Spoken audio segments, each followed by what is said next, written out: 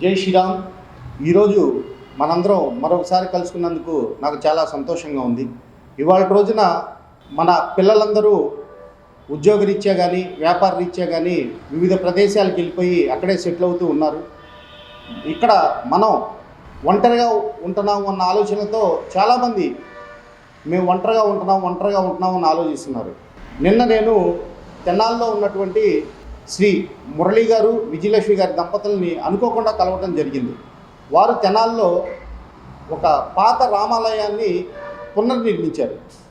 వారిని నేను అడిగాను, ఏం సార్ గుడి బాగా నిర్మించారంటే వారు చెప్పిన సమాధానం ఏంటంటే, ఏమండి నేను ఆంధ్ర బ్యాంక్లో మేనేజర్గా చేసి రిటైర్డ్ అయ్యాను, ఖాళీగా ఉంటున్నాను, నా పిల్లలు హైదరాబాద్లో సెటిల్ అయ్యారు, నేను ఇదే గుడిలో చిన్నప్పటి నుంచి ఆడుకున్నాము, మా గుడి ఇలా ఉంది, మేము గుడి ఇలా ఉండటం ఇష్టం లేక దీన్ని బాగు చేద్దామన్న ఆలోచనతో నేను మా రజక కమ్యూనిటీలోకి వెళ్ళి మా పెద్దలకి తెలియజేశాను. వాళ్ళందరూ కూడా సంతోషంగా ముందరికి వచ్చి మిగతా హైందవ సోదరులందరినీ కలుపుకొని మేము ఇది చాలా బాగా చేసుకున్నాము.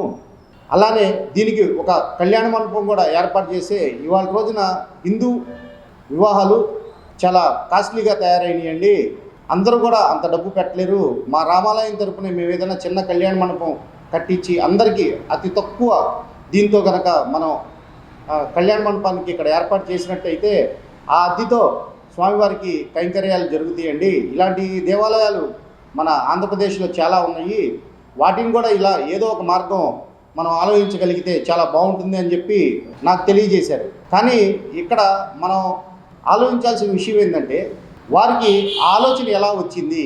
నేను దీని గురించి బాగా ఆలోచిస్తే నాకు అర్థమైంది ఏందయ్యా అంటే, అది మన హిందుత్వంలోనే ఉంది, మన సనాతన ధర్మంలోనే అది మిళితమైంది. ఎలాగంటారా, పూర్వీకులు వారి బిడ్డల్ని ఒక స్థితికి తీసుకొచ్చిన తర్వాత వారు తపస్సుకు అని చెప్పి అరణ్యాలకు వెళ్ళేవాళ్ళు.